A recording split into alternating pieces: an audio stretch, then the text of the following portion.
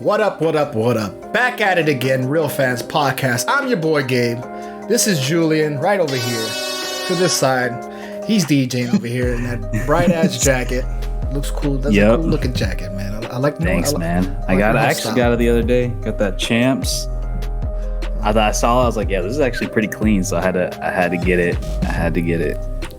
Into the throwback shit like this past year. Like I've been wanting to get like some retro Marlins jerseys, get some retro Heat jerseys, throwback Jaguar clothes and accessories. Like I've been really into the retro shit lately. I feel like everybody has. It's been kind of like the new wave. But yeah, I've been going to thrift shops finding shit. Like it's actually been pretty dope. I should be wearing I have a Marlins. I have a retro Rodriguez. Just because it says Rodriguez when Pudge was on this thing, it's the old Marlins logo. But I'll wear that as we get closer to it. We'll talk about the Marlins. We'll talk about baseball. I mean, shit, bro. Look. Yeah, I know. But it's a different teal though. That's like a Dolphins teal. It's not really this is new. Yeah, it's got a little bit of a. And for the audio listeners, I'm wearing a Florida Marlins throwback hat, but it's like has white a different with the teal colorway brim on it. Yeah, it's like cream with like more of a Dolphins aqua. So yeah, man. But let's get into it because we've been out for a while. Jojo's not gonna be here with us today, but maybe he'll be on here next week. So we're just gonna talk about kind of things that have gone on in the past couple weeks since we've been off. I think the biggest thing we can go into actually, as we're heading into the NFL season, we're in the third week of preseason. I don't know. We are the second week of preseason just passed. Week 3 is coming up, so we're about a week and a half away from some actual football. Well, no, actually 2.5 weeks away from actual football. I feel like since we're leading up, we're going to go back to our classic segment of NFL Pick'em, but we're going to be going over divisions, kind of like seeing who our division winners and give our predictions of who we think is going to win their respective divisions. And I know Gabe is excited as always about doing predictions. I've been putting this shit off as far as I can. I hate prediction, especially in the preseason.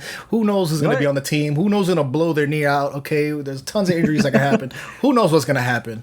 But it's all about the bragging rights, bro. So, bro, the starters, they only play 2 drives. They play maybe 2 drives. Okay, maybe they play the first quarter. The teams that are really bad. The division predictions, not about the preseason. Yeah, that's what I'm saying. About the preseason. But what I'm saying is, I don't want to project based on absolutely nothing. Like this frivolous preseason is just a warm up. It's a run up. I don't care who wins. That's what the off season's for. No. Have you not watched like ESPN or Fox or anything? All it is them talking about nonsense for every day in the off season. Gosh, I don't know how they find topics to do every single day. Well, that must be difficult. They gotta talk about then who's again better. They talk about Harden. They gotta talk about who's better. Who would you draft, Patrick Mahomes or LeBron James? And then they talk about it. Like, I don't know. How does this affect LeBron's legacy? Always LeBron. Anyways. Let's get into our NFL predictions. But Gabe, are you excited though for the season? While I pull this up, I'm getting kind of excited. Okay, my boy Tua's got a brand new tattoo. Okay, he's tribaled up. Okay, he's learned jujitsu. But we'll get into it when we get into the division. He's getting a little chubby though. He's getting a little. He's getting strong. He's getting strong. He getting swole.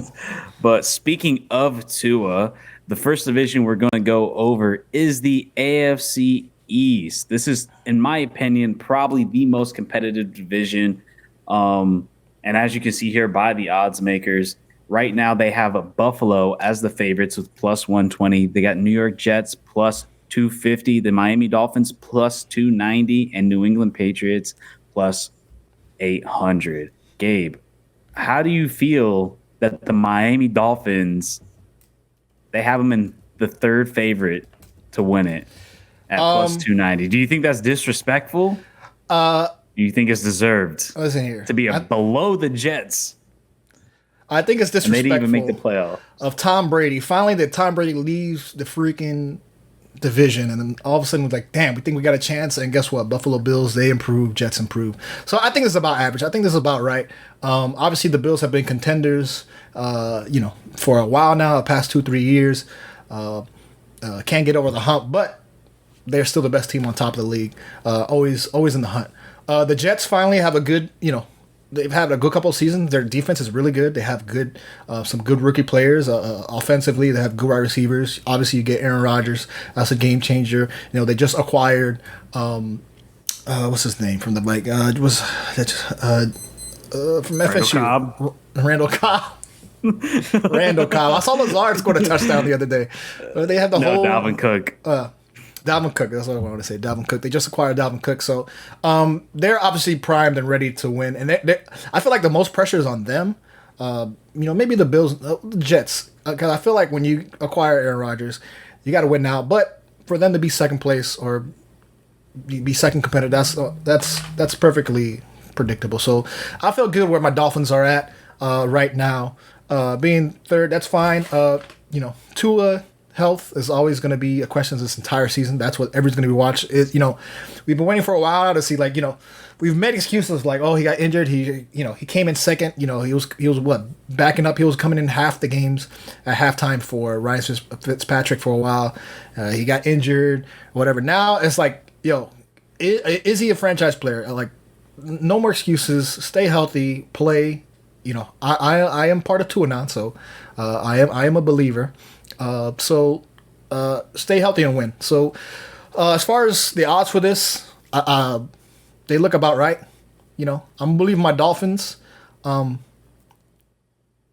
we'll see, man. I can't really. You're gonna get into how do you feel in general? Who do you feel is gonna come out of this division as far as the top three teams? I mean, Patriots. I'm not even gonna talk about the Patriots. I'm not gonna talk about them. Yeah. I think if you're doing a power rankings, I agree with this power rankings. But as for my prediction and who I think is going to win it, I'm going to go with the Jets. And I'm going with the Jets because of defense. I think Jets by far have the best defense in this division. They are very stout. They're very young.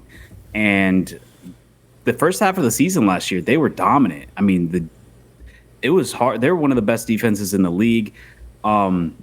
Granted, you have a very high-powered offenses in this division, specifically with the Dolphins and the Bills. With the Dolphins obviously having Waddle and Tyreek Hill, and oh my gosh, what's the running back you guys just added? I'm drawing a blank. Doesn't matter, regardless. But Buffalo Bills obviously got Dalvin Cook, which I think. I mean, look, this isn't the same Dalvin Cook. I don't think he's going to – I mean, we saw it last year. It was kind of his first drop-off of a year, and that kind of hurt his stock a little bit going into this free agency and getting released by the Vikings. But at the end of the day, you still got Josh Allen. You still got Stephon Diggs. There's still a team that's to be in a really tough place to win at in Buffalo, especially when you get into the later of the season and it gets cold. And to me, that's when defense wins the most. And the biggest issue with the Jets was obviously they had an atrocious offense with Zach Wilson just not performing up to the task. I do like the weapons that were there with Garrett Wilson, Offensive Rookie of the Year. Obviously, you have oh my God, man! I am no. I was thinking about the running back. I am so bad with running backs right now. Is it White, the guy who he blew his knee out? Yeah. I don't, man. Sorry to all the running backs out there, but I am slipping. Breece Hall. Is it no? Breece Hall, yeah. Okay.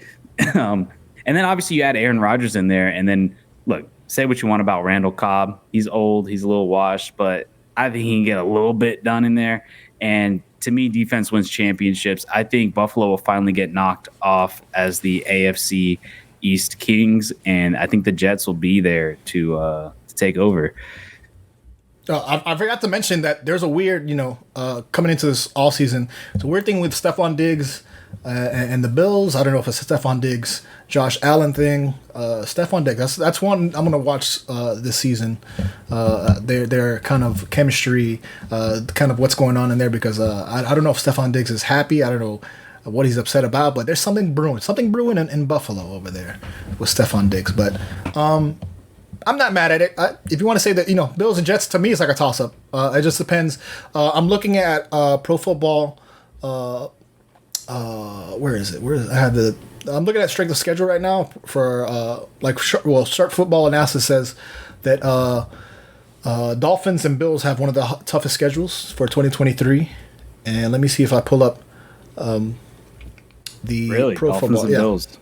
they're top five hardest schedules this going into the season.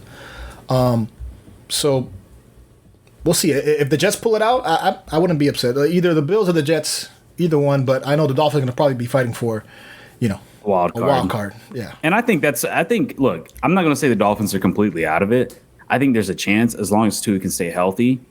I think, there's a chance. There's a possibility. I do think the Dolphins did improve, and I think another year under the Mike McDaniel system, I think is going to benefit everybody. So I do think they're going to be pushing for it. I think it's going to be a pretty close race. I just think the Jets, just because of that defense alone, is going to edge it out. But regardless, I can see all three of these teams in the playoffs. Yeah. Shit, I mean, I think the Patriots are on a downward trend, but they always find a way to somewhat, kind of be there. But they're not going to be like a complete walk in the park, I will say that. But let's move on to the next division. And there we have the AFC North. So right now the favorites are Cincinnati Bengals plus 150, Baltimore Ravens plus 210, Cleveland Browns plus 400, Pittsburgh Steelers plus 470. So another pretty close one with the only gap being about 300 spread. And, as for me, I kind of agree with, obviously, I think Vegas is right on here. I think FanDuel's right on here. I got the Bengals pretty much winning this division. I think the Baltimore Ravens are going to compete, but my biggest thing with Baltimore is I still feel like they don't have true firepower on that team. And if you're going to light it up with Cincinnati Bengals, who have one of the best receiving cores in the league, you got to be able to light it up and go on a shootout with them. And I don't know if Baltimore Ravens can do that. And I know obviously you had the big Lamar Jackson spectacle this past offseason with him potentially getting traded, not getting traded, re-signing him. Finally got all that figured out. But I don't find Lamar Jackson better than Joe Burrow. And I don't know if the Ravens can put up the same amount of points. Cleveland Browns, I've lost all faith in Deshaun Watson. I don't think he's going to be very good. I'll believe it when I see it. Yeah. If he comes into this season and plays well, that'd be great. But, I mean, he already missed 6 games. I don't know what he was looking like at the end of the stretch of the last season. I don't know if you knew, but I never heard anything great about it. I think the Pittsburgh Steelers are going to be a gritty team. I think they're gonna fight, and they could potentially push for a wild card spot, kind of like what they did this past year. Mike Tomlin and them boys always know how to be competitive. And another year with, man, I am so bad with names today. But this rookie quarterback entering their second year, he showed flashes last season, and I think he's just going to improve and get better this season. But the Bengals are the winners here to me. They're the most complete team. They're getting better. They're the title contender at the end of the day. Yeah, I'm fine with how they have it set up now, the odds. I've been hearing stuff. I don't know. Haven't talked to anybody, but I've been hearing stuff. Steelers might be sneaky pretty good this year. But as far as the rankings, I'm okay with it. I think these, Bengals and Ravens are going to be the tops coming out of this division. I think they play Cincinnati. The Browns played the Bengals, I think, week 1. So that's probably one of the better games that I saw in the schedule for week 1 at least. So, yeah. Also, he is older, but Pittsburgh Steelers, don't forget, they did sign Patrick Peterson this offseason. He's obviously a little older now, but he's still solid. KG vet. Solid last year. He's a KG vet. One last job. That's what Mike Tomlin loves. That's literally the Pittsburgh Steelers, just like KG vets. But yeah, I'm fine with the Bengals being favorites coming out of here. All right. Now to the AFC South. To me, I think this is the layup. This is so easy. You have a division with 3 rookie quarterbacks that just got drafted this year. All 3 of them did not look good in the preseason so far. You have 3 just really bad teams. And I'm obviously take away the rookie quarterback situation. The teams as a whole aren't good. Houston Texans, not a very good team. Colts, not a very good team. Tennessee Titans, not a good team. Jaguars, by far the best to win this division. They're going to absolutely probably sweep the division, let's be real. And Jags should be pushing for a title this year. I mean, they're contenders. I mean, you made it to the divisional round. You clean up a couple mistakes. You're going toe to toe with the Kansas City Chiefs in the divisional round. That you got to be clean, and when you go into the playoffs. But I mean, in this division, you can have bad games and still come out on top and win because Jacksonville is just a better team. Our defense, I think the defense is going to be kind of middle of the road. The offense, I expect this to be a top 5 offense in the league, especially with Calvin Ridley coming back, and he's looking pretty good from training camp. And then Trevor Lawrence, another year under the system of Doug Peterson. Obviously, we saw the strides he made late last year and then having an incredible comeback in the playoffs that I was lucky enough to be there for. So, yeah, I mean, Jags, easy win right here, and it's not even close. I'm surprised they're even getting the Titans plus 310 because I don't even think it's that close for them. Yeah. I think they're all about 1,000, would be closer to 1,000. I think plus 310 is very generous. I almost want to say plus 550 is pretty generous at the Colts as well, because I don't see any of these rookie quarterbacks performing well, especially with the teams around them. Yeah, all these teams got it. Well, except for Jacksonville, obviously got eliminated in the playoffs last year. I've been looking at tickets actually for Jacksonville plays. They play at Indy the first week, but I've been looking. When they come over here, either come to Houston to play. So I don't know. I'm trying to decide. Let me see how the Jags play. Yeah. I just want to go. Maybe just say I was there because I'm trying to expand out. Been looking at tickets, so maybe. How far is that? Like 3 hours? Houston, yeah, it's about 3 hours. It's about 3 hours from Austin. Okay. Gabe's from Austin. Well, I'm not from Austin, bro. I live in Austin. Gabe is from Austin. Miami, bro. From Miami. But yeah, diehard Cowboys fan. Yeah, Jacksonville should come out on top. They should. I think this is. We've been waiting a while for Jacksonville. They kind of had that speed bump with Urban Meyer kind of year, but I think they're going in the right track. Jacksonville should clear away with this division. I'm perfectly fine with Vegas, the FanDuel booking of this one. Yeah, I'll take the easy dubs, man. And for those who don't know, I'm a big Jags fan, so I'll take the easy dubs. He's from Jacksonville. That's an easy 6 wins. That's an easy 6 wins right there. So I'll take that. And you're gonna need every win. All right, now let's go to the AFC West. So last year, for those of you who were around last year, we called this the group of death. That this was just the toughest division. And I guess, Gabe, before I give my thoughts, do you still feel that way? Do you still feel this is the toughest division in the league? I don't. The Chargers definitely took a step back. They were so upsetting last year. I think I always thought that they were, maybe I overrated them going into last year. But we'll see the turnaround. Obviously, the Chiefs, they're the top dogs, back-to-back champs. They're the top dog. They're going to be clear where the favorites, obviously. I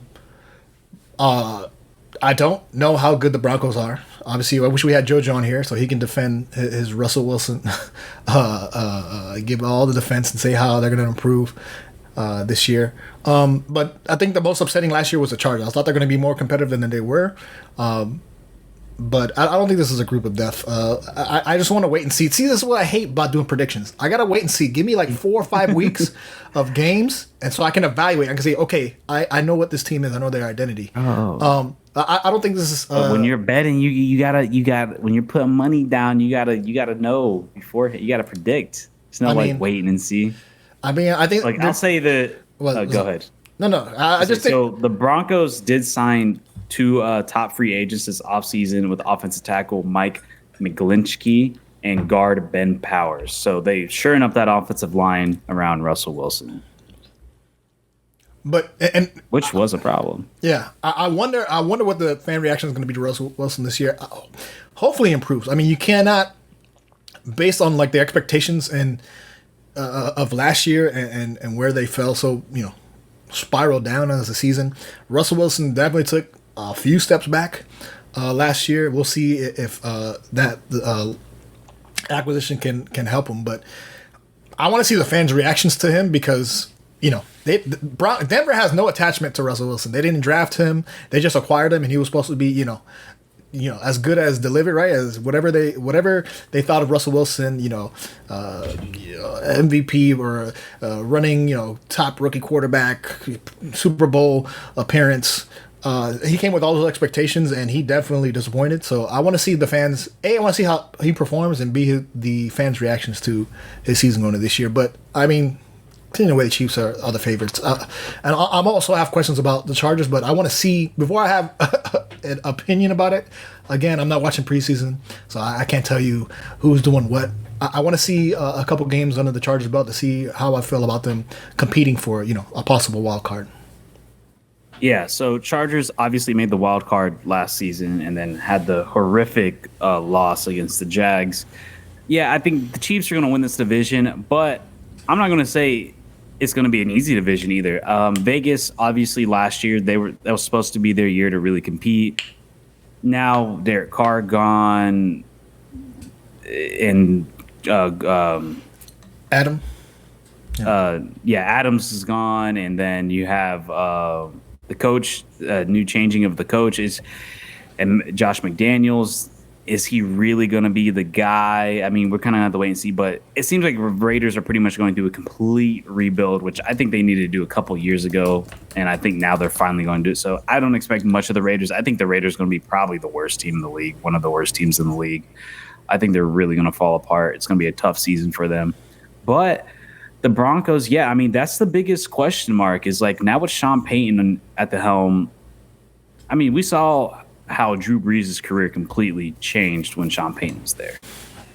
I think he knows he kind of has that same profile of Russell Wilson. I mean, the Broncos are a good team nonetheless. Like they underperformed last year. They should be a good team. And then, so I think they're going to compete. And same thing with the Chargers. The problem with the Chargers is down the stretch. The Chargers played well in the beginning. Obviously, I mean, Justin Herbert's a top 10 quarterback in this league. He's a great quarterback. He's going to be around for a long time. And they still have offensive firepower over there, bringing back Eckler. And then, obviously, Mike Williams is aging, and so is Keenan Allen. But I think they're going to compete. It's just a matter of Chargers can stay, like I said, through the stretch. Because the past couple seasons, they've been squeezing into the playoffs. They're not actually like taking advantage and going through. So, but it's always going to be hard until you knock off the Chiefs. Yeah. But so yeah, I got the Chiefs pretty much winning this. So I think we both got the Chiefs there. And I'm looking at. I was going to say real quick, just on that, they're predicting. I'm looking at Pro Football Focus. They're just looking at last season's schedule compared to this season. They say Kansas City had a hard schedule last year and this year. They have a harder schedule, and in general, the Raiders, Broncos, and Chargers will have a harder schedule this year. But Casey had a hard schedule last year as well, and obviously they came out champions. So, right. Also, yeah, I did forget this too. So, Chiefs did cut Frank Clark this offseason, but they did let Orlando Brown go, which I think was a good thing. I think he didn't actually live up to his expectations, but they are bringing in a former Jaguars right tackle who had an amazing year last year with the Jags, and so they're bringing him to shore up the right side of the line. So, yeah, I mean, that was kind of an issue last year with the Chiefs, and they've been trying to fix for a little bit. Is trying to shore up that offensive line. So I'm curious to see how Jawan Taylor does now that he got a big payday with the Chiefs. You know, things can always be a little questionable when stuff like that happens. But how could I forget too? Jimmy G to the Raiders. Jimmy G. But like I don't know. Like I mean, I still believe Raiders are going to be one of the worst teams. I get that you're reuniting Josh McDaniels and Jimmy Garoppolo, and I should have brought that up earlier, but like I still don't think they're going to be a good team. That's just they're going to fall apart. I don't believe in Jimmy G. I think he's a fraud and just been taking money. But all right, let's switch over to the NFC and NFC East, that is. And I think this is going to be actually a pretty competitive division as well. A couple years ago, we looked at this as like the worst division. Now it's pretty. It's going to be pretty tough one. We got the reigning NFC champions and the Philadelphia Eagles leading the way at -115. Dallas Cowboys +175. New York Giants +700, and the Washington Commanders +1300. So I think, to me, no question, the Eagles, they're going to win this. They're the most all-around, well-rounded team. They've pretty much re-signed everybody. They're able to hold on to everybody. Dallas Cowboys, man, the Cowboys are going to Cowboys, dude. Like they're. Got rid of honestly, Zeke. Like they They choke every time, man. They choke every time. They're regular season warriors. And until they can prove otherwise, I will never have faith in them to do it. Dak, honestly, man, it seems like Dak Prescott's career is starting to turn into a Tony Romo 2.0. It genuinely is. Like I feel, as much as people hate on the Cowboy fans, and I'm not gonna lie, I'm not the biggest fan of Cowboy fans, but in a way, you almost gotta feel bad for them. Like, right? No, absolutely not. Are you crazy? I'm gonna feel bad for our Cowboys, man. No, but you know how sad that has to be to have a mental disability to listen for this team. You're talking as a Jaguars fan. You were a Jaguars fan saying you should. Yeah, but we're never delusional. We were self-deprecating. They are delusional. Well, they're living in the past, man. They're living in 1995, man. There's kids that grew up now, Cowboys fans who've never seen them win anything. But we can't forget that. I mean, this was a division that had 3 teams that made the playoffs. Giants got in, had a good game again. Daniel Jones gets re-signed. Obviously, he had a decent showing against the Minnesota Vikings, knocked them out of the playoffs. I think this is about right. I think the Eagles are pretty much going to take this away. If anything, I will say the Cowboys, I don't know. Even the Vegas always kind of overestimates the Cowboys. Everybody says the Cowboys are looking so good this year, but like I said, you got to prove it. Like, I'm not going to lie. The team is good on paper. They're a solid team on paper. I mean, Tony Pollard, CeeDee Lamb, the defense with Micah Parsons, all them boys, like Dak Prescott, and sometimes he can play really well. But obviously, I don't know if you heard a couple weeks ago, our students training camp started. I mean, people were roasting Dak Prescott. No. It was roasting, saying he was just throwing picks left and right. And everyone's like, Dak is back. Dak is back. So, I mean, I don't know. Like I said, I don't have trust in Dak Prescott to lead this team. I think Jalen Hurts is one of the best quarterbacks in this league.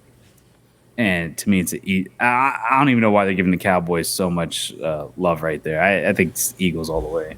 And Commanders, Commanders is in this weird limbo where they're like trying to stay competitive, but they're not at the same time. It's like they got a solid team, they got some solid pieces, but they can't get the quarterback situation right, and they can't really string together like wins. The Commanders is just kind of a weird limbo right now. Yeah, I would think, I would be a little bit higher. I don't know about what I'm worried about is the Giants. Like, I don't know how good the Giants are going to be. I would think that the Commanders will be a little bit higher. Yeah, I'm not going to root for the Cowboys. I live in Texas, so it's everywhere all the time. Like you said, great paper team.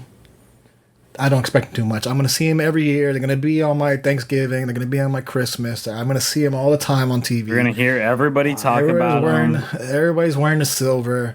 Stephen A. is going to go up there. Talking about whatever. Him and Michael Irvin. It's all predictable. It's all we all see the future of this. But yeah, I'm high on the Eagles. I'm an Eagles fan. It took me about 5-6 weeks, and I was like, yes, I'm an Eagles fly. I'm an Eagles fan. So I predict them to go deep in the playoffs this year. I believe in Jalen Hurts. So the rankings are about right. I might have put the Commanders way higher and put the Giants on the bottom. But we'll see. We'll see about this division. It is more competitive. Yeah. I would say it's more interesting, especially now Zeke leaving the Cowboys. We'll see how he does in New England. I just hate the obligatory Cowboys talk on like any single show you go on. Like, like if you're a fan, bro, you're eating because it don't matter what show, what you put on. They're always talking about your team. You know how often they talk about the Jaguars? Literally never, unless we're in the playoffs. Like we have a star quarterback, and they still don't talk about us as much as they talk about Dak Prescott. It's insane. But all right, let's move on to the next division. The NFC North. I think this is going to be. I think it's a 2-man race between the Minnesota Vikings and Detroit Lions. Really? Yeah, I don't think the Packers and Jordan Love are going to be that good. That Packers team is not good. It's not good. I think they're kind of putting Jordan. I mean, there's a reason why Aaron Rodgers left. Like, that team is just not good. He had nothing for the past 2 years, and then that's why I was shocked that they even he re-signed.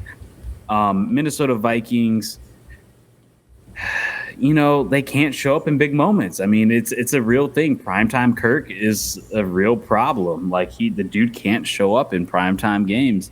And Detroit Lions at that last half of the season, I mean, they went on a run. They almost squeezed into the playoffs. They weren't able to get in.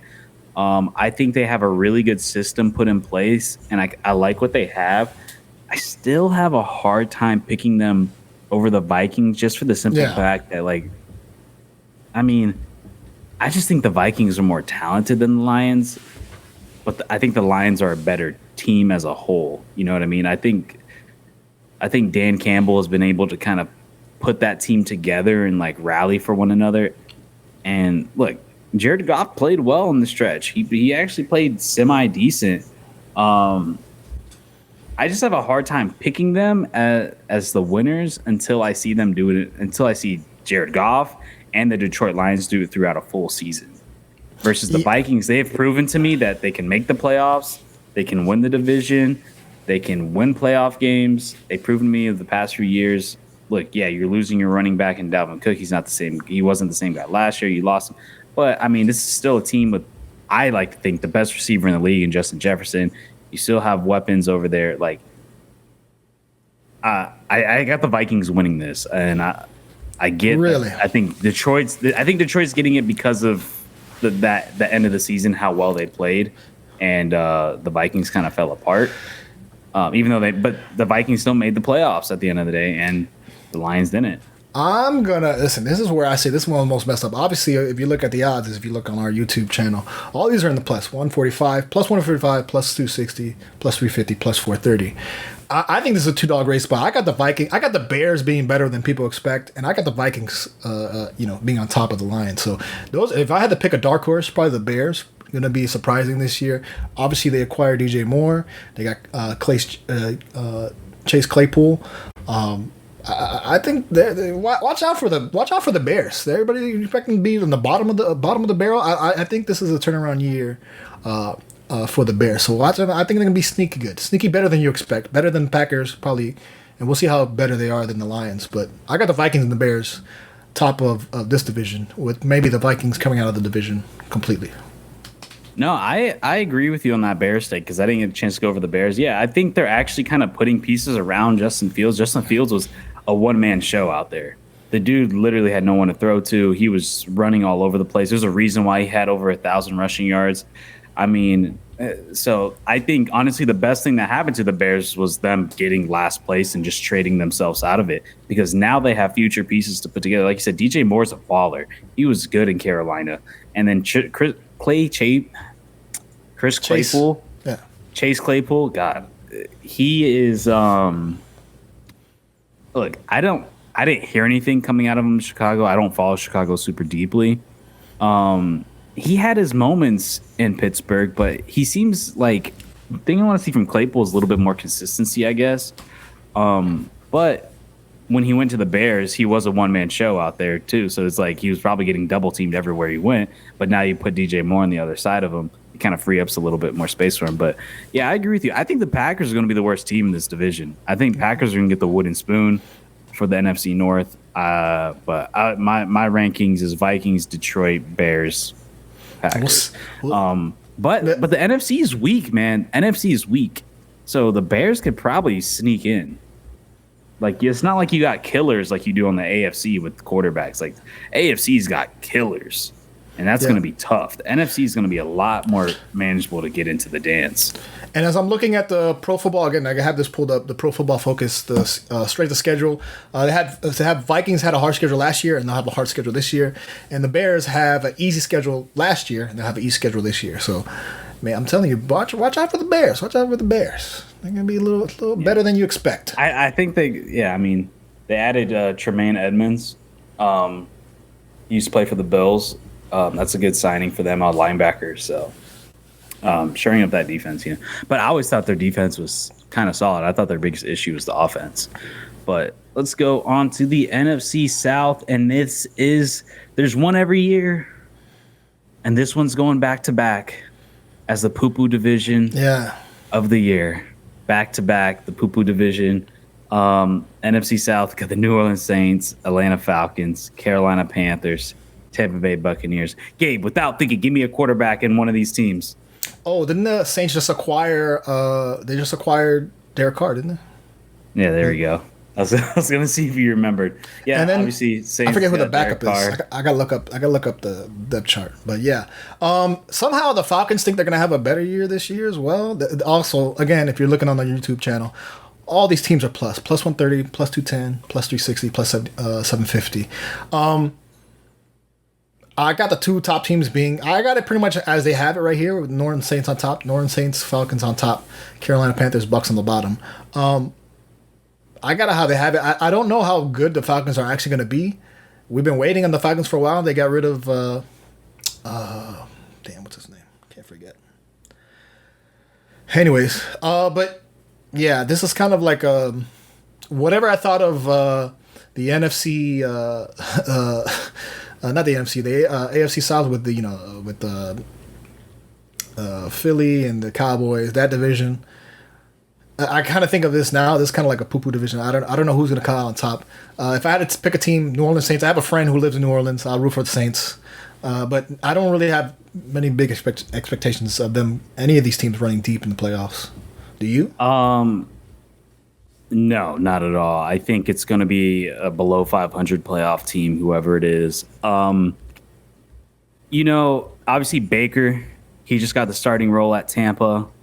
Oh, yeah, that's another one. Yeah, Look, Baker, he played well in a few games for the Rams last year. Obviously, they like him coming into this. Todd Bowles. I'm a little surprised they have him last. Look, I'm not saying Tampa's going to win it, but I really think this division is a coin flip. Like, I don't really buy these odds. If I had to pick, I'm probably going to go New Orleans because I think they have the most established quarterback, like, to be fair.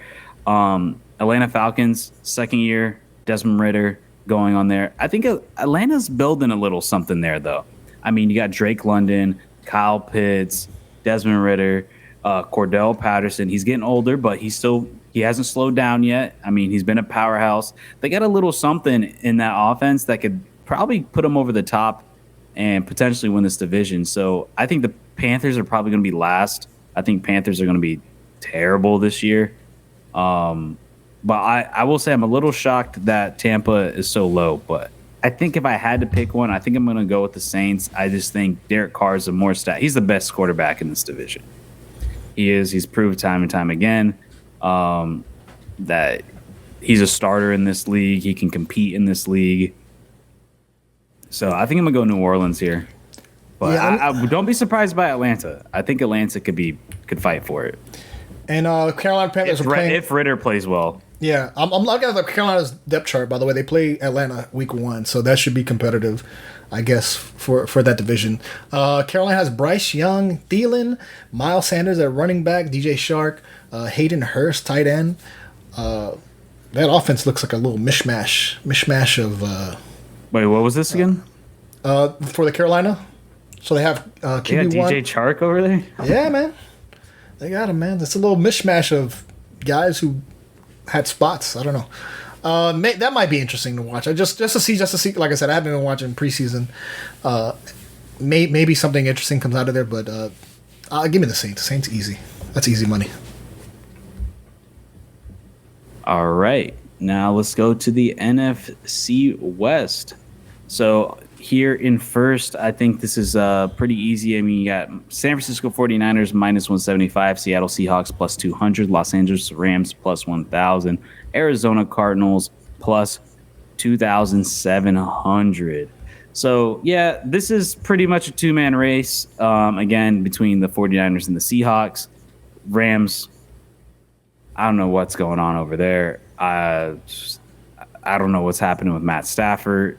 Arizona Cardinals, they're just bad. So, I mean, obviously, look, I know the Niners are the favorites because they've shown that they can perform and play well without having a good quarterback. But, man, I'm not hearing great things about Trey Lance. And even the stuff I've seen from Trey Lance, I haven't seen anything from them from this preseason because I don't live in I can't watch those games. Yeah. but I've not been hearing great things. And even the stuff that I saw from him last year, I was not super high on him. I've never been high on him. I don't think he's ever been good. Obviously, like, give him a full year of playing, but I don't know. We'll see. Seattle Seahawks, it's another team that I think overperformed last season, but they're still not a good team. We'll see if Geno Smith can replicate it. I don't know if he can. Is Geno Smith going to be the quarterback again? Yeah, they have him at QB1 with questionable QB2 is Drew Lock. Okay. Yeah, it's definitely going to be Drew Lock. Yeah. But, man, I don't know. I mean, I guess you got to give it to the Niners. I think the Niners are going to win this. Like I said, defense can take you a long way, as we've seen from the Niners. Obviously not far enough. They weren't able to make it to the Super Bowl and win a Super Bowl so far in the Shanahan era. We'll see what Trey Lance does. I think I have more faith in the Niners to win this than the Seahawks. But the Seahawks are going to give them, I think, a run for their money. But the Niners are where it's at. Especially if Trey Lance can even play if he could just play if he could just be a game manager and just not turn over and keep possession of the ball, I think that's all you need from that Niners system. Yeah, I don't agree. This is a two-dog race. 49ers, Seahawks. They should be competitive. Just to note, they have Trey Lance listed as QB3 on ESPN. It's Brock Purdy and Sam Darnold are QB1, QB2. So Brock Purdy, according to ESPN, has a starting job. That's another question, though. Can Brock Purdy replicate what he did? Or was it just Jeremy Lin effect? Yeah. Yeah. So they don't have. So Trey Lance is still injured. Let me look up. I have to click. Or wait, is he on the depth chart? Why did they have him on the depth chart? QB3. They have Trey Lance at QB3. He must be hurt.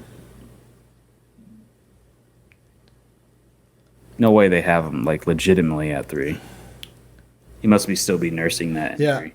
Last news I got is Kyle Shanahan. It's from a day ago. Coach Kyle Shanahan said on Thursday that Lance is going to remain 49ers as a third quarterback. ESPN Nick Wagner reports. So I think Shanahan's playing it safe. I think it's going to be look, if we absolutely need him due to crazy injuries, then we throw him in. But let's let him heal a little bit. But look, Brock Purdy, he's QB1 for a reason. He played really well down the stretch. Yeah, I just don't know if he could keep it up. We'll see. I think, we've seen it all the time throughout all of sports. Kurt Warner's career is literally based off that, coming out of nowhere, going on these crazy stretches, but he was never able to do it consistently. We'll see if Brock Purdy is that or if he's the real fucking deal. But either way, even if he's not amazing and he's just average, all you need is average on this 49ers team. Yeah, I'm good with the odds. I like the odds, with San Francisco being the favorite, obviously. And that's it. That's all our divisions, man. We got through it, man. We got through it. I think we all agreed. So NFC West, we both got the Niners. We both had the Saints. I had the Vikings winning it, and you had Detroit. No, hell no. I got the Vikings and the Bears being better than expected. Okay, so me and you both had the Vikings then. Both had the Eagles. Both had the Chiefs. Both had the Jags. Both had the Bengals. I had the Jets, and then you had the Bills. Bills. I'll go with the Bills. All right, but that should be fun. Yeah. That was our only disagreement. So we pretty much agreed on with everybody except I had the Jets and you had the Bills. And those were all favorites for the most part. So we pretty much picked – well, no, the Vikings weren't favorites. But other than the Vikings, that's the only favorite you didn't pick that you picked. And the Vikings and the Jets are the two non-favorites that I picked. But we'll see, man. Yeah, man. A couple weeks away. And then next week we're going to get into our weekly pick'ems, man. I had to pull out the old record. I got to go through. I got to find the drive. It's on the drive somewhere. I got to find the old record. Who knows who won that season? But yeah, man. Let's talk into some other football news because it's been going on. Of course, I'm talking about football. This past week, let's concentrate on the hottest thing in American football. Inner Fort Lauderdale, as I like to call it, Inner Miami. They just come out of the Leagues Cup and they're entering. What is it? What's the other cup? You gotta explain this to me because I'm not a soccer fan. Okay, you gotta lead. So they this. just won. All right. So obviously, Leagues Cup. For those who don't know, Leagues Cup was just they paused this regular season. We're playing this League Cup over the month of July. in August. Then there's the U.S. Open Cup. U.S. Open Cup is the oldest cup in all of American sports. It's the oldest tournament in all of American sports. 108 years. So like the 1900s, they've been playing this. Yeah, so like I want to say 108 or 109 years. That one is played sporadically throughout the season. So like between like games are normally Saturdays or Sundays, and then they'll put like the cup games in midweek on a Wednesday. So this is kind of played sporadically through the season. So we made it to the semifinals pre-Messi. Kind of crazy, but we kind of got a lucky route because in the beginning, like most teams kind of play their backups for the U.S. Open Cup because it's a lot of lower division teams because it's basically a tournament where it doesn't matter what division you're in, everybody's included in the tournament in the United States. It's played from March all the way up to September. Every club in any league in all the country. So made it to the semifinals. Then Messi comes in, obviously, and they win this past night. But yeah, I mean, look, amazing run in the Leagues Cup. I thought Leagues Cup was awesome. If you guys check my video that we made and we talked about on that Real Fans FC, I do think League Cups has on set of issues and problems. So go check out that video and that pod to kind of see why I feel that way. But I will say, man, it was incredible to win a title. I mean, for those who've been following the pod, they all know that I follow shitty teams. I didn't pick the teams. The teams picked me.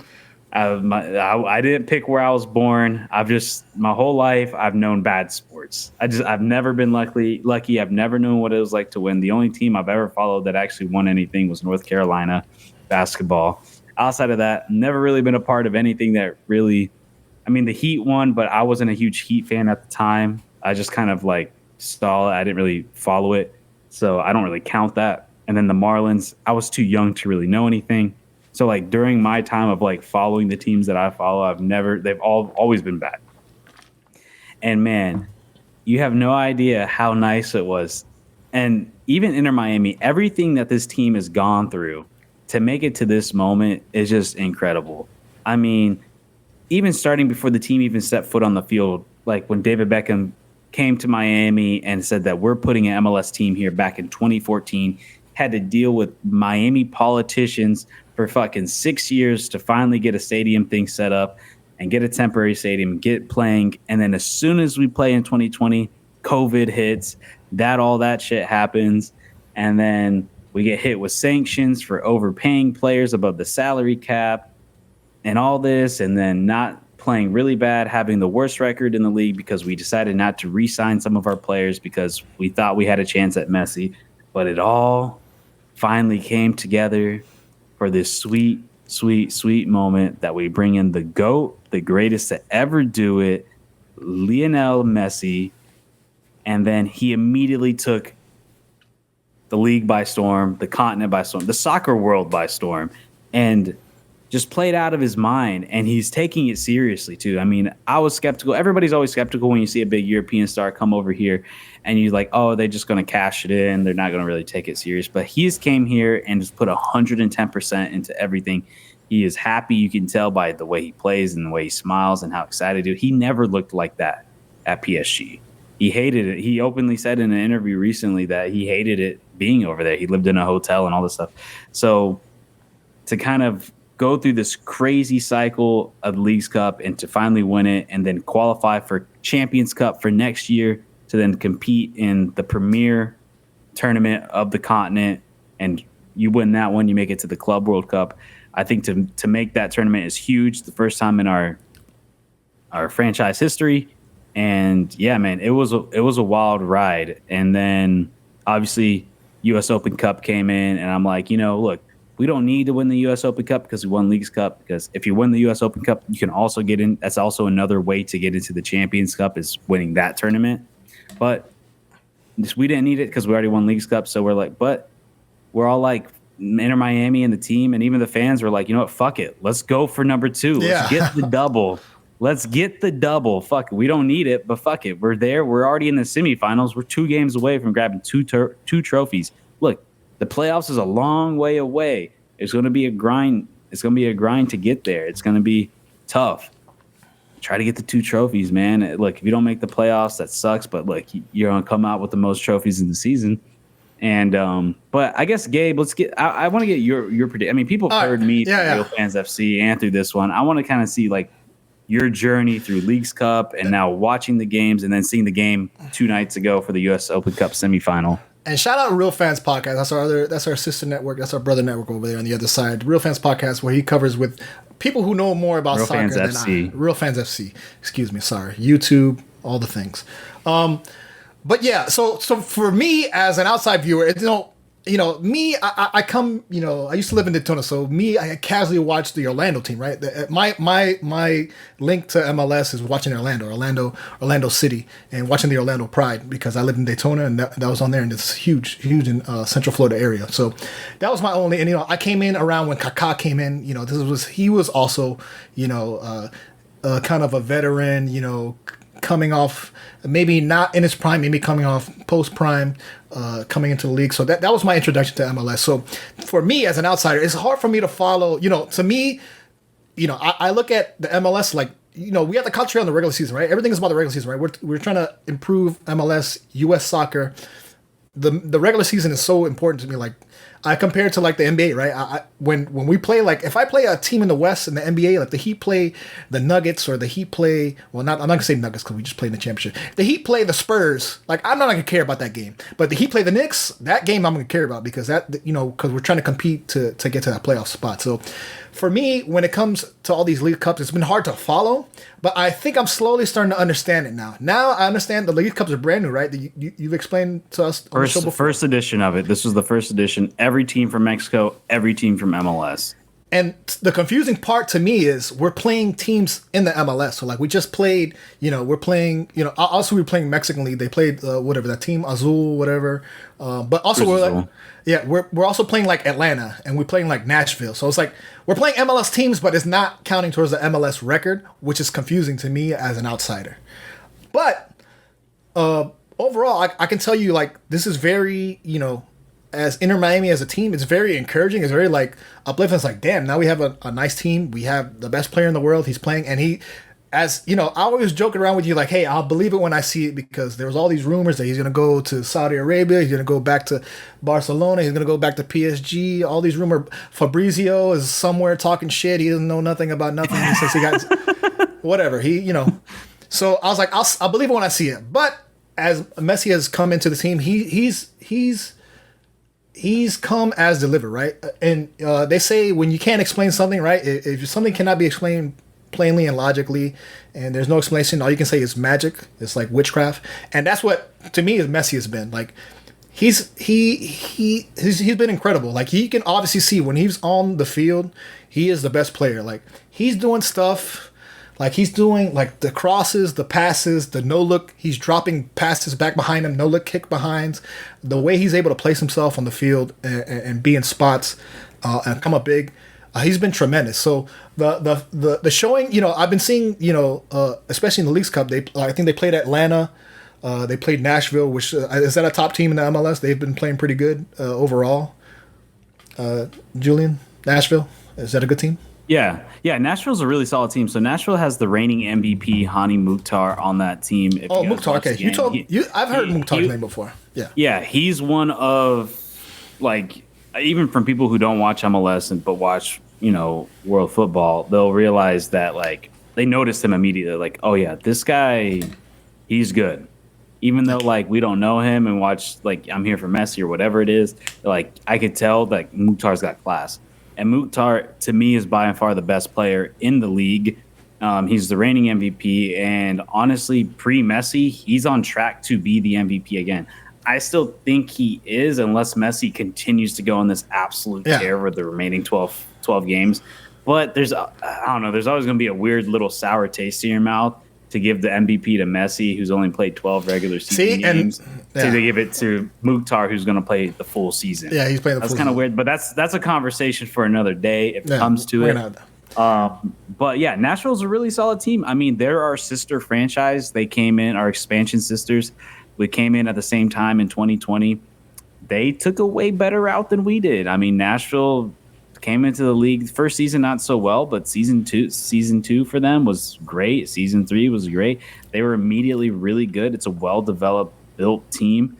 And then a lot of us here at Inter Miami was very like jealous of that. It's like, fuck, man, we got all these promises and all these things. We're going to bring in the best in the world and all this stuff. And then you see over here, Nashville, who's not saying all that, kind of bringing a more blue collar type team, and they're winning, going to playoffs, winning playoff games, playing well, So it was kind of cool to meet them up in the final. And mind you, too, like Nashville went through, for those who don't know, Nashville went through the gauntlet to get to that final. Miami's path was a little simpler. I mean, we paid outside of Philadelphia and the Orlando game. Philadelphia game didn't end up being tough, but Philadelphia was supposed to be the toughest opponent we faced through that route. Because Cruz Azul, even though it's normally a powerhouse in Mexico, this is not their season. And then every other team we played wasn't that good. I mean, Orlando gave us the best fight, but that's because Orlando was just, I love that rivalry. Love that Miami-Orlando rivalry.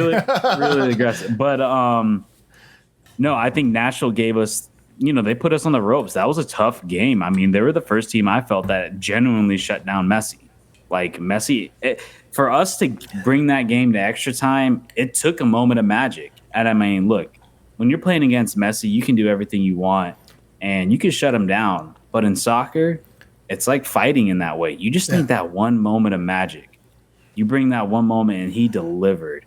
I mean, 5 defenders on him, had like this much space to squeeze the ball through, and puts a curling ball to the top bins, and just there was no stopping that. And that's all it took. You know what I mean? And then obviously we can't talk about probably my favorite player outside of Messi on the team, Drake Callender, absolutely showing out for everybody. The goalkeeper playing out of his fucking mind. And I love that because Messi's here, he's actually getting his flowers, because pre-Messi, we were bad. No one was really talking about us. MLS isn't super well followed, but now you're seeing everybody in the world talk about Drake Callender. Drake Callender this, Drake Callender this, and he's playing out of his mind, and it's just raising his stock up. And I think Drake Callender is going to be in Europe sometime soon, and I think we could probably get a big payday for him to get transferred over there to whatever club he decides to do. But honestly, as long as Messi's here, I think he could take his time, because it's like, why go to Europe if you can stay here and get more eyeballs on you instead of going to a small club in Europe just for the sake of going versus I can stay here, and then once it's time, I'm like, and I get a good deal. I'm like, I'm going to go to a Champions League team. I'll play with Jordan. I'll play with Jordan. I mean, you're just going to raise your stake, get more eyes on you, and then once you get a good enough offer, you can't refuse to play for a top 5 league or a Champions League team or a Europa League team. Then go for it. But yeah, and then we go over to the U.S. Open Cup, and that game was just an absolute. Wait. Let's go back. One thing I saw from the Leagues Cup, I just want to give a shout out. It was very classy at the end of the game. He gave the captains at the end of the Leagues Cup. He gave the captains armband to what's his name? Who was a previous captain for DeAndre Yedlin. That was very classy. Like, oh my God, you're fucking me up. DeAndre Yedlin. Okay, there we go. That was very classy. I saw the highlights from that, obviously. And I thought that was very classy. And, he was able to give the captain. And, he's definitely giving flowers to the team previous. So shout outs to him. And that's one thing cool that's about Messi is you can see he's elevating people, right? He's making Robbie Taylor look like an all-star. He's making Campagna look like an all-star. Like you said, the goalie is making him look great. So that's one thing. When you see him play and the ball is given to him or he's doing passes, you can tell he's the best player on the field, but also he's making other players around him good, seem like all-stars. So that's the level of his greatness, I guess, on the field. But we can talk about now the new league. Now they won the championship. They raised the flag. We got 1 trophy. Let's go for 2. Let's talk about this game that we saw. I found So people are going to say, look, since he probably gave him the toughest fight, I think Nashville did. But nonetheless, this was an insane game. Cincinnati, for those who don't know, was the best team in the league. They're number 1 in Supporter Shield, which is basically the best record. Supporter Shield's the combined standings across both conferences. And Cincinnati was coming in really I mean, they're the number one seed for a reason. They're a very, very solid team. I don't think they're the best team, but they're on paper in the standings they are. But nonetheless, they're still really, really good. So this was going to be a really tough test, especially with the quick turnaround. I mean, this was a 7-game tournament they just played. They just went through a grinder playing a game every 3 days. And we talked about it last episode of how, man, it's going to be tough for them to make the playoffs because there's a game like every 3 days, and that's tough. And this was one of them. I mean, went down 2-0, but when you got the magic man on your team, you never know. And the one thing I love about Messi, and it's a little bit of a sidebar, but it's like the dude is just so like calm, cool, composed, and just like humble. Like I think he understands the situation. He wants to give it his all. He could have packed it in and be like, you know what, we won the Leagues Cup, we're down 2-0, whatever. But he's like, no, it's like the dude's a true competitor. It doesn't matter what it is. And we look like dead men walking out there. I don't know if you noticed, but man, you were saying that in the tired. Chat. You're saying that in the chat. They looked gassed. They looked so tired. But look, man, Cincinnati was the better team. They played really well.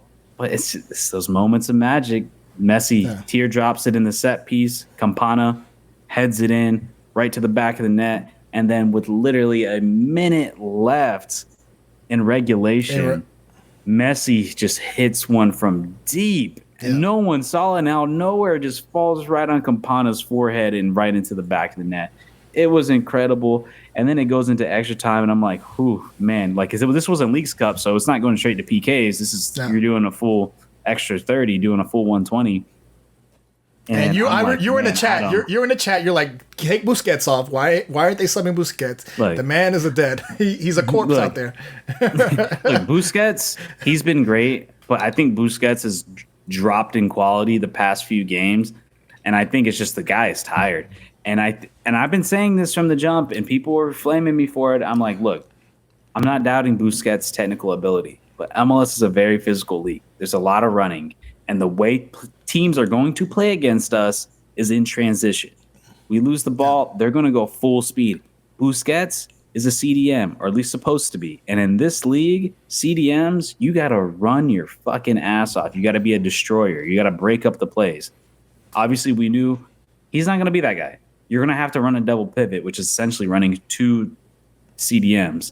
This game, we didn't really have another true CDM behind him. We kind of ran with 2 more centrally played central midfielders. So it was going to be tough.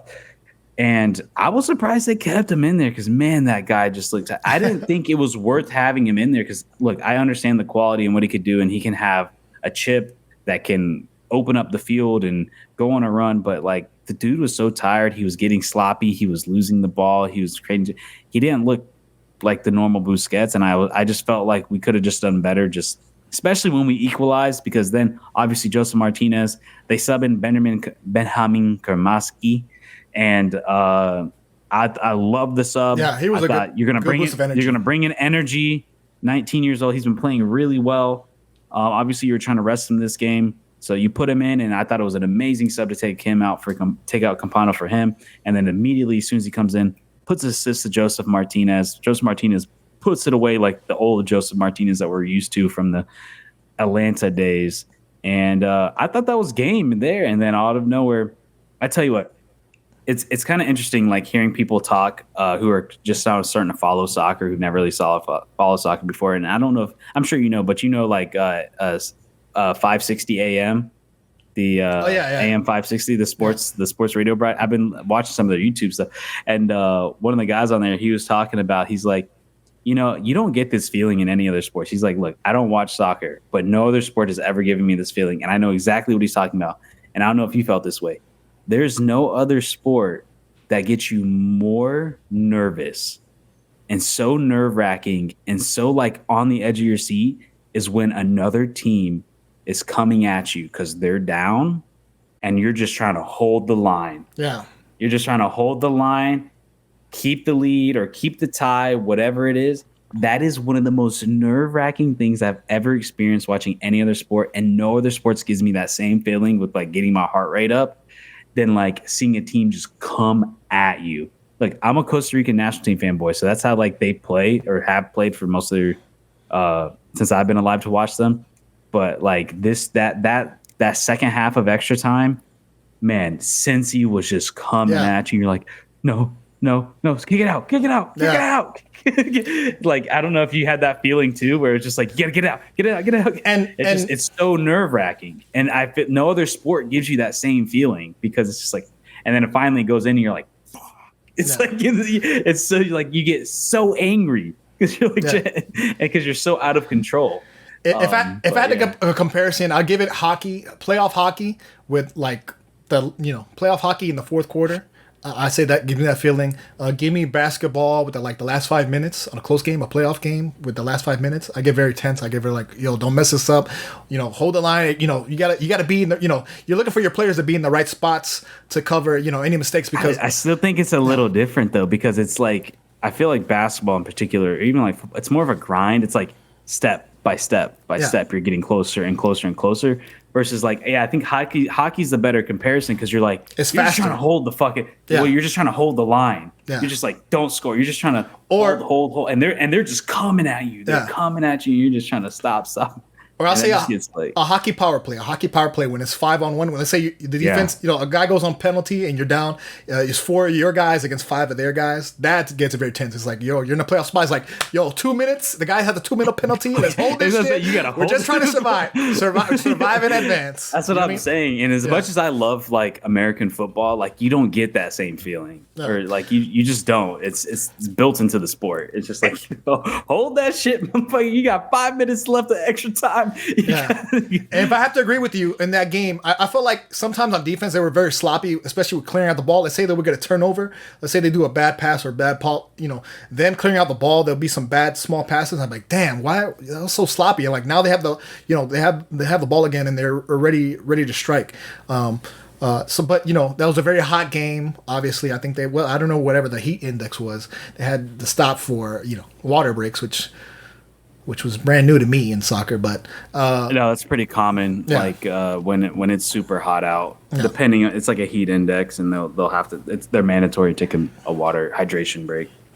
But yeah, I mean, I thought it was a tense game. I was joking in the chat. I was like, this is just like it's like, I can't believe the writers. There's a writer strike, and they're still writing these scripts up of Messi coming in late, doing these late scoring, defending, going to PKs, but. It was a very tense, tight game, especially that second quarter. I feel like once Cincinnati was able to equalize, I feel like that's when the pressure wrenched up a little bit, and obviously we go to PKs, which was pretty intense. I don't know, how do you feel about like the order? Because I know Messi goes first, obviously.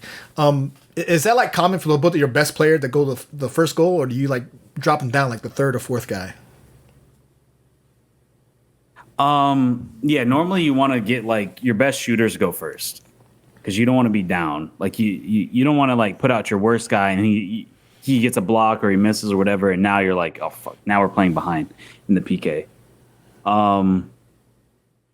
Because it went deep. It went, yes, yeah, no, they got in the first 5. He got in the first 5. Drake Callender saved the 4th shot. Yeah, that was amazing save. I thought it was a really good lineup to go into it. I love the fact that they had Joseph Martinez come up 4th, because obviously Joseph Martinez has put away so many penalty kicks.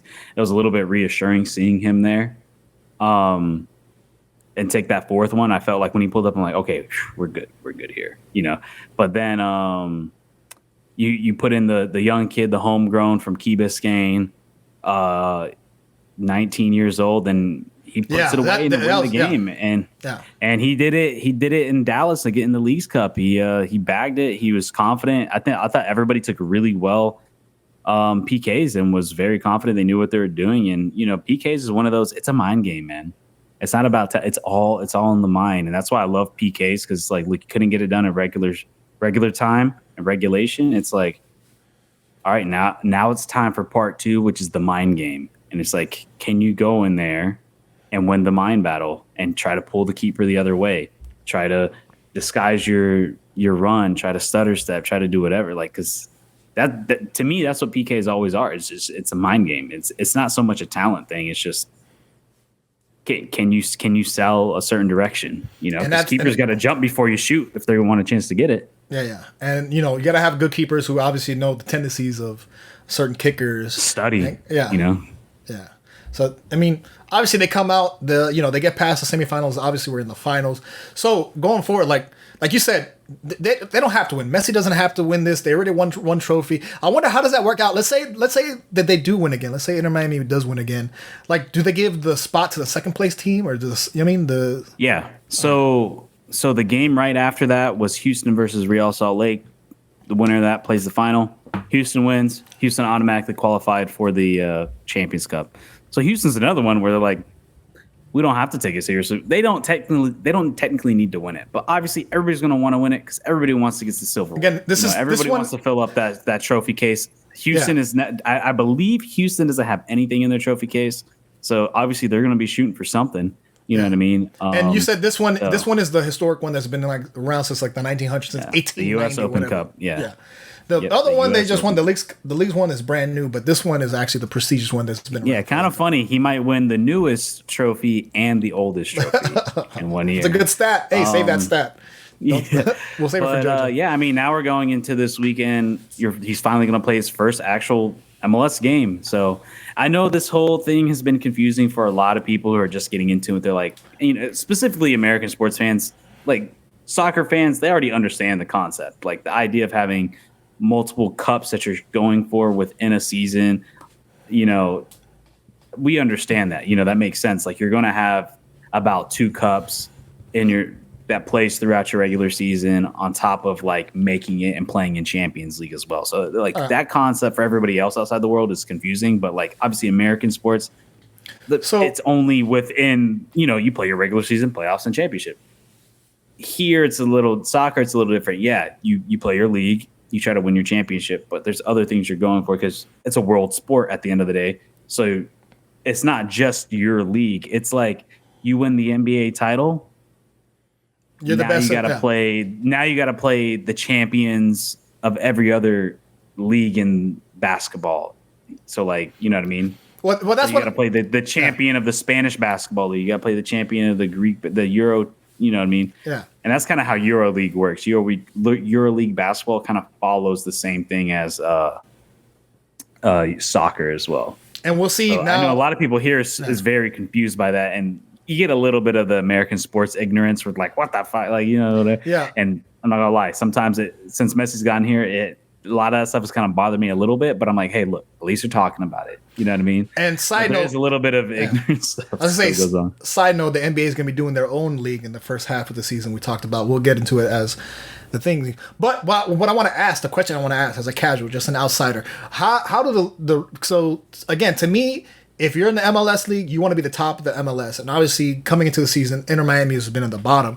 But now with the acquisition of Messi, they've been beating MLS teams, but not in the MLS season, right? So if you had to rank cups or certain tournaments, how does it rank? That's what's confusing to me. Is like, if I'm in the MLS, I want to be the top of the MLS. I want to be the best in the MLS. But you're saying about these, now we have the U.S. Open, we have the Leagues Cup. How do these cups rank? Like, let's say if Inter Miami, obviously we talked about their chances of winning the MLS regular season or going to the playoffs of that. They might not make it because they have to win 8 games in a row and they might get a chance to play in the MLS playoffs. But they won the Leagues Cup and they have a possibility of winning this the Open Cup or whatever. I'm mixing up cups now. But how do these cups rank in a season of the team?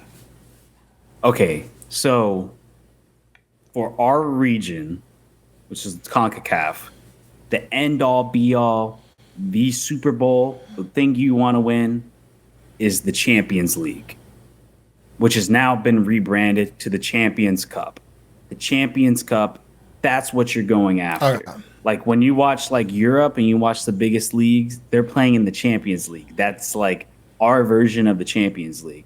The winner from Mexico, the winner from Central American countries, and the winners from MLS.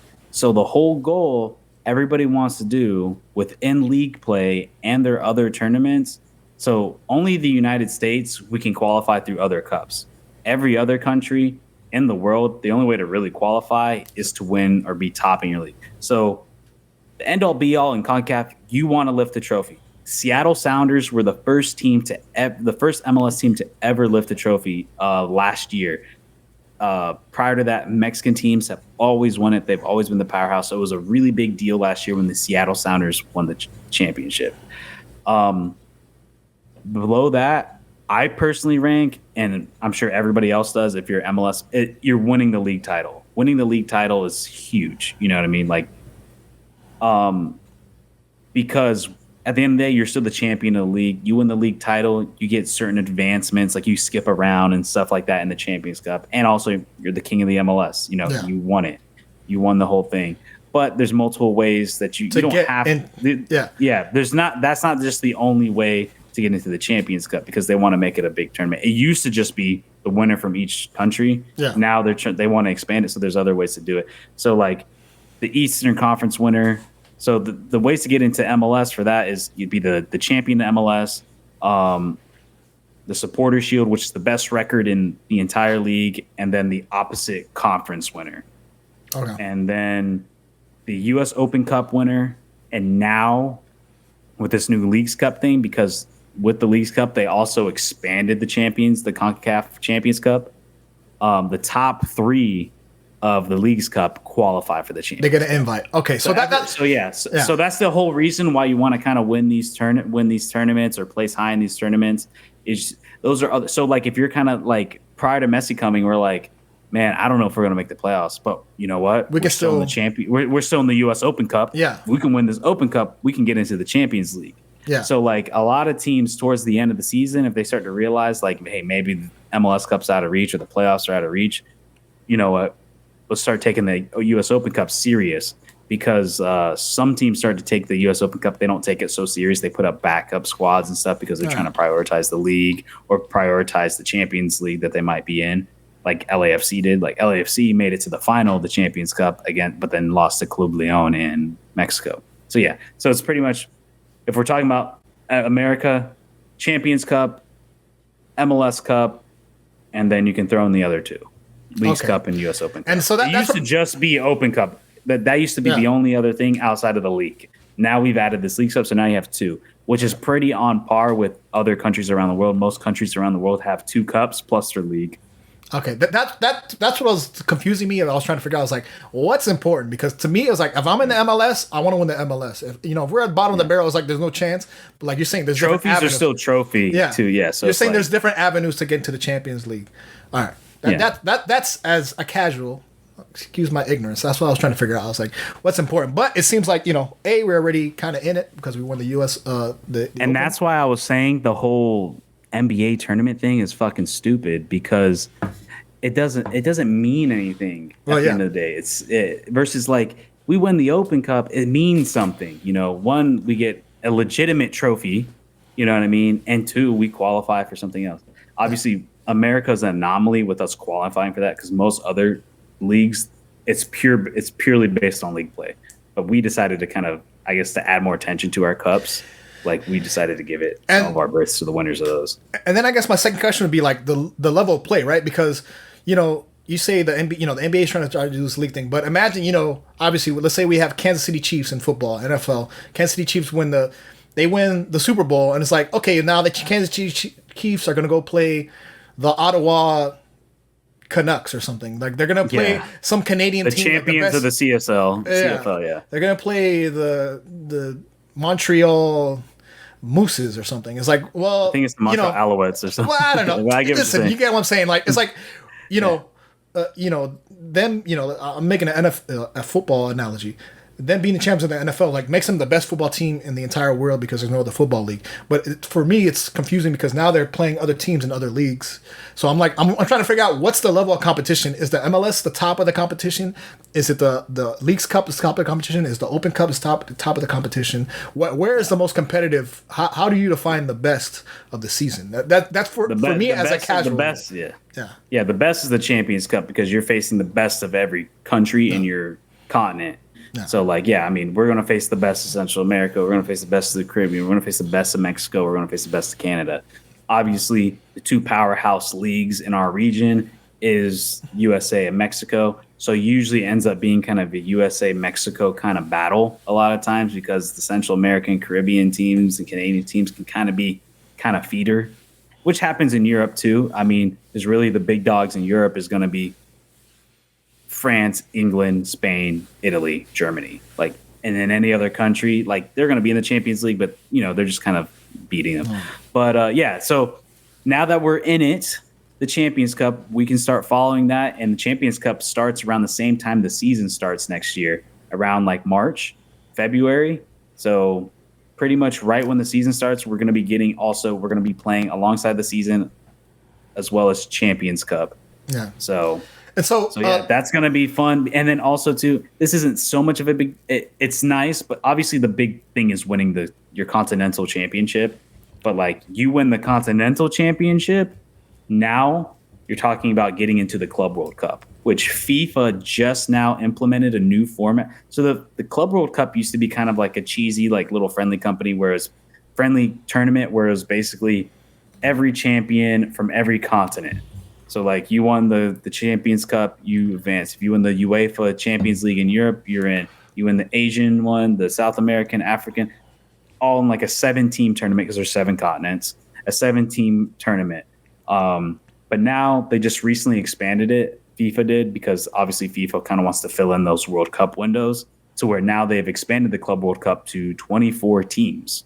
So now each continent is getting certain berths, and each continent decides their own different ways of how they want to do it. But ours, one way to get into the Club World Cup is winning the Champions Cup. That's the only way we can get into it. And basically, we have 4 spots in the Club World Cup. 4 teams can qualify it in CONCACAF, and is basically the previous 4 winners of the CONCACAF Cup, which starting in 2020. So basically, Monterrey won in 2021, my bad. Monterrey won in 2021. Seattle Sounders won in 2022. Club Leon won it in 2023. And now the winner of next year is going to determine the final spot to get in for the 2025 World Cup, which is Club World Cup, which is going to be hosted here in America. So that's a whole other discussion of the Club World Cup, but I'm really excited for that to be a thing now. I think that's really cool. And we can actually see MLS teams and Mexican teams and Asian teams play like legitimate competitions against some of the best teams in Europe. Yeah. So that's going to be really cool. It's what makes soccer the beautiful game, man. Not just the play on the field looks beautiful, but also just the fact that you have every country in the world all like involved. It's pretty sick. If I can zoom it back out, let me ask one more question specific about Inter Miami, because now as we head into these cups, because obviously we're heading into next year, we're starting to do qualifiers for the Olympics, right? I believe. Yeah. So going forward, obviously Messi going to his country, back to his country to do qualifying, because we're going to do qualifying rounds. How is that going to affect Inter Miami going forward? Because let's say we're doing this league now, that's fine. But as we get back into the MLS regular season, how is that going to affect the team and being the MLS champion? So, yeah, I mean, we kind of talked about that last week with me and you, Jojo, there, like about making the playoffs. That's a tough thing, because that's an MLS issue. MLS. One of the things that when I talk about in the video that I put about the problems with the Leagues Cup is the scheduling issue. And because of the scheduling issue, MLS is going to have to play through international windows, which is going to fucking suck, which means more than likely, not only are we going to lose Messi, but we're going to lose a lot of players. Like, because, South America right now is going through World Cup qualifying. So it's almost a month. It's not like they're friendlies. Like, USA are during our international window, we're just playing friendlies. But South America, they're going to have qualifiers. So, I mean, we have a lot of South American players. I mean, Campana is Ecuadorian, José Martinez, Venezuelan, obviously Messi, Argentinian. Like, we're going to be missing players due to this, and it's going to suck. So hopefully they can find a way to power through. And get through it, because that's a serious issue, and we've talked about that, and like I'm curious to see how they handle this, but it's going to be tough. And the weird thing I heard about Messi is like how his age, right? Because he's going to be doing qualifying, but is he going to actually play in the actual? Let's say Argentina actually qualifies. He's going to be how old when we actually go to the Olympics? He's going to be 2 more years older than he is right now. Well, the Olympics, this break is for the World Cup qualifiers. Olympics is only U23. Okay. Yeah, like soccer Olympics is purely U23. But I think when they actually, so let's say his Argentina actually qualifies, he's gonna be like what 40? How old is he right now? He's gonna be 40 years old. He's 36, so he would be about 39. Yeah, I don't know if he plays another World Cup, but obviously they're still going to call him out because, I mean, in South America, I think they do it too soon, too early. But I mean, they do 3 years worth of qualifying. So obviously, like, if you want to put if he's healthy and he can play, I mean, put him in. Like, you know, yeah. Even though he might not play, you still want to put in your best players because you're going to want to qualify. Because those wins are going to count 3 years from now. I wonder who are the oldest people to play. That would be, you know what? I'm gonna look that up. That's gonna be homework for me. Who's the oldest people to play in a World Cup? What is the cutoff age? Because I feel like 35, 36. That's about the cutoff age. And the fact that if he's gonna go back to his country to do a qualifier, is he gonna play? Is he gonna start? Like, is it worth it? Like, or is he just gonna be like, oh, I just want to stay in Miami and. Whatever. No, he's going to want to play. I mean, they're going to need the wins. You know what I mean? They got it at the end of the day, it's World Cup qualifying. Like, you have to win as much as you can. And then obviously he's going to want to prep for Copa America 2024, which I'm pretty sure he's going to play next year. But yeah, I got to actually end it here soon. I got to go pick up my girl from the train. Yeah. So, but yeah, Gabe, I mean, end it all. Tell them where to find the podcast. Real Fans Podcast, all the things. Listen, we're on Twitter. I was on Twitter. Listen, I'm trying to do better. X. Do better. On X. I still call it Twitter because you still go to twitter.com. It's on the. You got to put twitter.com on the browser. Gabe, I need you to get on there, man, and start memeing. Come on. Maybe football season, when I start watching on Sundays, I'll start doing memes. But also on Threads, Instagram, all the things, Real Fan Podcast, anywhere you can find podcasts. YouTube. Watch our brother podcast, our sister podcast, Real Fans FC. They cover more of this soccer stuff. It's not just me, because listen, I'm just a casual fan. Julian, he's the expert. He brings on his friends that he works with that are way more into soccer. So I appreciate all the downloads, all the subscriptions, because I know you guys, there's people on here that love soccer. They just hear me talking like, oh, this guy doesn't know shit about, what is he talking about? Fucking. We're getting Gabe in there slowly but surely. I'm trying. Listen, Jojo's going to be a little tougher. He's slower. He's going to be slower. Do you got Apple? You're going to be able to watch the games? I'm gonna watch on Telemundo. How about that? I'm gonna watch on Telemundo. No, they're not gonna have it on Telemundo. It's only on Apple. Regular season only on Apple. It's like League Cup. Past game you're able to watch because that wasn't MLS game. That was a US soccer game. But yeah, you got T-Mobile. Put it on, man. You got it for free. I do. I gotta get that passcode. But we appreciate everybody checking us out. Real Fans Podcast. We'll be here next week. More sports, football, baseball, all the things, soccer. Right here, Real Fan Podcast. See you next week. Peace out, everybody. Catch you guys in the next one.